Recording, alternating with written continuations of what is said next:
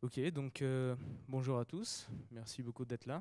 Je m'appelle Alexander Pelov et je suis maître de conférence à Télécom Bretagne. Donc aujourd'hui, je vais vous présenter une partie des travaux que nous menons au sein de l'école sur la thématique des réseaux de distribution d'électricité intelligents ou smart grid, et plus particulièrement liés au smart meter.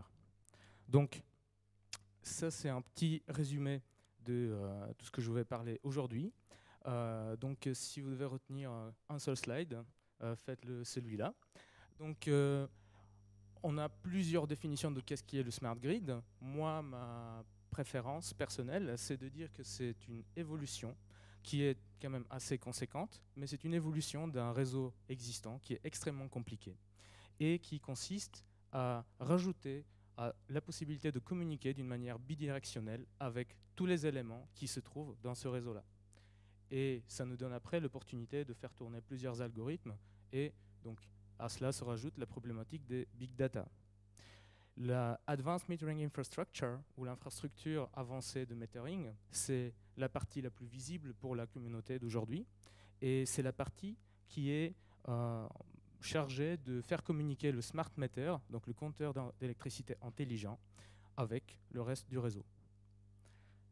Il a été déjà défini que l'IP, le protocole qui est au cœur de l'Internet, doit être sur la base de toute cette communication-là. Et donc, c'est quelque chose qui est extrêmement important. Néanmoins, il faut dire que IP ne peut pas être appliqué comme il existe aujourd'hui sans aucune adaptation. Et donc, il y a une grande nécessité d'adapter les protocoles existants aux nouvelles technologies qui vont être utilisées dans le réseau de collecte d'informations. Et donc, Télécom Bretagne et Institut Mines Télécom, on est à la pointe de la recherche mondiale sur ce problème-là.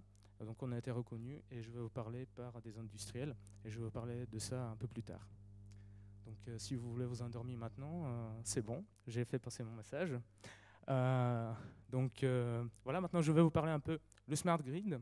Ensuite, comment ça se griffe, où se place le AMI dans le contexte de smart grid, et nos travaux de recherche, quelques travaux de recherche et quelques résultats sur ce smart grid-là.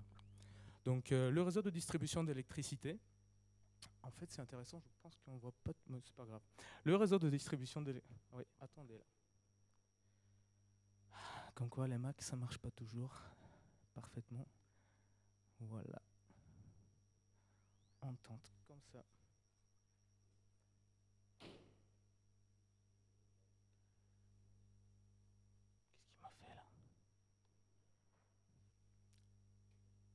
Voilà. On va dire que c'est bien.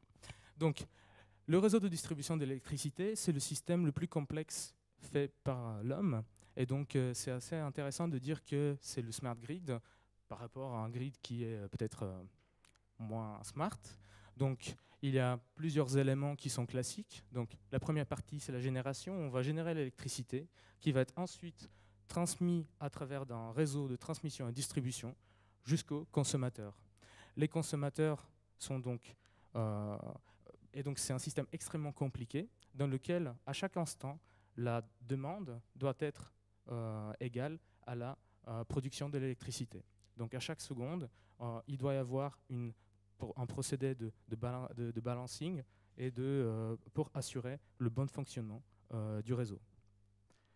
La difficulté vient du fait que les consommateurs sont pas prévisibles parfaitement, donc il y a une variabilité.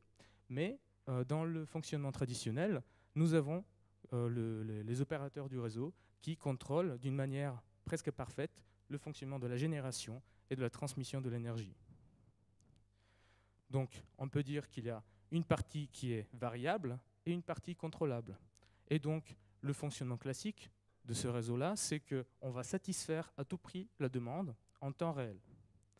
Donc, ça, c'est quelque chose qui fonctionne d'une manière très bien. Et comme vous voyez, on a la lumière, donc c'est un système d'une manière extrême complexité qui marche parfaitement bien. Sauf qu'il y a plusieurs facteurs qui arrivent et qui font en sorte qu'on doit modifier ce type de fonctionnement et qu'on ne peut plus le faire fonctionner de la manière classique.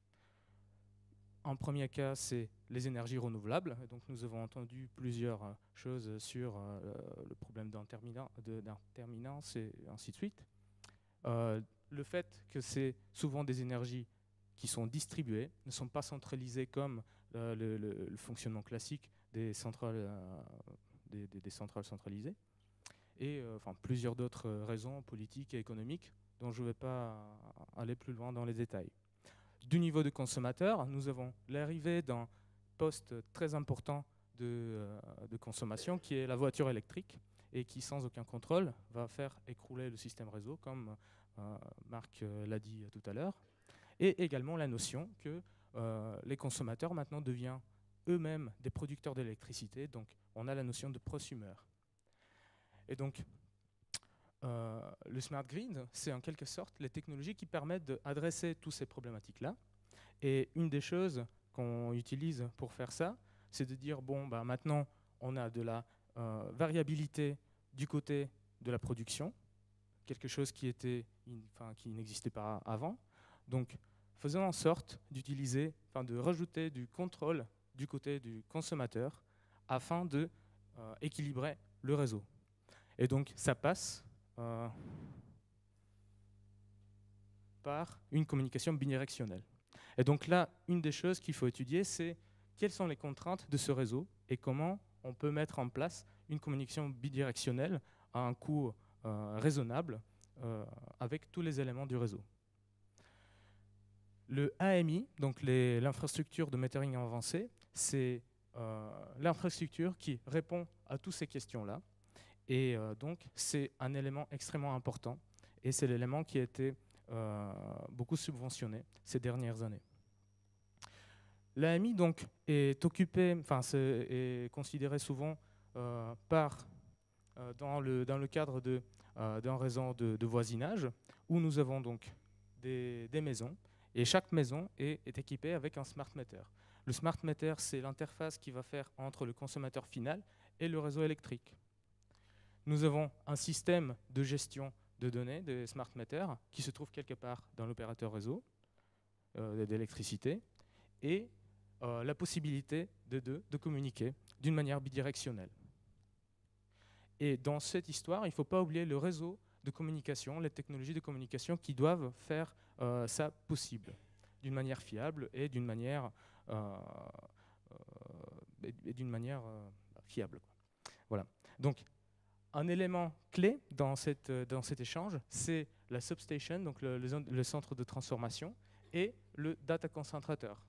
Donc, c'est parfois la communication peut passer à travers de lui, ou il peut juste servir comme une sorte de pont qui va faire transmettre l'information entre le réseau local et un réseau de télécom.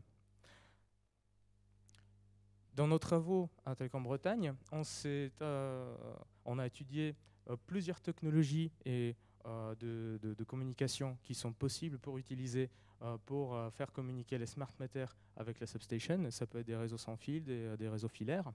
Mais là, je vais parler plus particulièrement d'une technologie qui est la technologie courant porteur en ligne qui est utilisée par le protocole Linky. Et cette technologie s'appelle la G3PLC et c'est une technologie qu'on a étudiée dans le cadre d'un centre de compétences dans lequel nous avons participé ensemble avec Itron, qui est le premier constructeur de smart meter aux États-Unis et le deuxième au niveau mondial. Texas Instruments, qui est un des plus grands producteurs de circuits intégrés au monde, comme vous le connaissez tous, et Télécom Bretagne. Et donc cette équipe-là a été leadée par mon collègue ici présent, Laurent Toutain. Donc, au sein de ce centre de compétences, nous avons étudié cette technologie G3PLC, qui est une technologie de base utilisée dans plusieurs standards pour communication sur courant porteur en ligne. Et notamment, c'est utilisé par le ERDF pour le projet Linky, donc le compteur intelligent qui va être implanté en France. Et au sein du projet, donc, nous avons développé un testbed qui est constitué d'une plateforme de plusieurs compteurs intelligents qui fonctionnent, qui communiquent, qui sont à la base de Texas Instruments. Donc vous avez une photo un peu rudimentaire ici. Là, il est un peu mis à jour. Et donc, nous avons cette plateforme et nous avons un simulateur. Donc le simulateur a été développé par nous et donc il contient un générateur de topologie réaliste et c'est un simulateur qui donc simule la couche physique, donc la communication physique d'une manière réaliste et nous permet d'étudier la performance des protocoles de réseau, très variés, d'une manière très réaliste. Ce simulateur nous permet de simuler des topologies de grande taille, donc plus de 1000 smart meters. Et donc ça, c'est quelque chose qui est assez important et qui permet de valider plusieurs concepts et de les étudier d'une manière théorique. Donc nous avons déjà des publications et c'est un simulateur qui est assez réaliste. Pour donner juste quelques exemples, nous avons validé les simulations dans trois topologies différentes, donc une topologie rurale, une topologie urbaine et une topologie mixte. Et pour vous donner quelques exemples, pour la topologie rurale, on a mesuré bien évidemment plusieurs métriques. Une des métriques, c'est quel est le délai qui est nécessaire pour que le concentrateur de données puisse aller mesurer, lire une donnée à partir d'un smart meter. Et donc, on va juger le temps nécessaire d'aller-retour de ça, et on va faire plusieurs mesures. On va calculer la distribution de délais nécessaire pour mesurer ce smart meter, et on va faire ça pour pour tous les sauts dans le réseau. Donc, en gros, là, ce qu'on fait ici, c'est on représente un réseau qui est quelque part dans la campagne, et on imagine combien de temps on va mettre pour mesurer la maison de Madame Michu, ou pour donner une indication à son lave-linge de commencer à faire le cycle de lavage. Voici une courbe ici qui représente pour 7 smart meters les résultats obtenus avec notre simulateur et de la même manière validés, obtenus dans le testbed, donc dans la plateforme réaliste. Et donc ça, c'est avec un des protocoles qui est utilisé dans le standard. Et donc, comme vous voyez ici, je l'ai mis parce que visuellement, ça se voit très, très bien. On a bien évidemment validé ça d'une manière statistique également. Donc les résultats sont extrêmement proches de l'un à l'autre. Et donc, si vous voulez avoir un ordre de grandeur, donc ça met moins de 2,5 secondes pour un réseau qui peut atteindre 1,5 km à peu près. Donc c'est quelque chose qui est assez rapide. Donc, 0 minute. Ok. Donc c'est un simulateur, ça tombe très bien. Donc nous avons développé un super simulateur qui est très réaliste. Un exemple d'application qu'on peut imaginer, c'est justement par rapport à Madame Naizi qui disait tout à l'heure, pour étudier la demande-réponse. Donc on peut dire que dans une topologie très dense, on peut avoir toujours une réponse en dessous de 4 secondes. Donc c'est quelque chose qu'on peut inclure dans des études pour savoir quel type d'algorithme on peut inclure. De point de vue architectural, classiquement, je prends juste une minute et je finis. De point de vue architectural, donc, nous avons cette vue classique, mais encore, c'est prévu de pouvoir, que les opérateurs puissent donner une indication aux clients à travers de l'Internet, donc dans une maison connectée. Nous, dans notre réflexion, on se dit qu'on peut unifier ces deux mondes, donc de ne pas regarder le smart meter comme un monde à part et la box Internet d'un monde différent, mais de les relier et de voir la maison connectée, quelles sont les possibilités de cette maison-là. Et quand on a une voiture électrique, comment est-ce qu'on peut la connecter avec le smart meter et quelles sont les indications qu'on peut lui donner, comment on peut maîtriser la recharge de cette voiture-là. Merci beaucoup pour votre attention et si vous avez des questions, vous pouvez me contacter personnellement.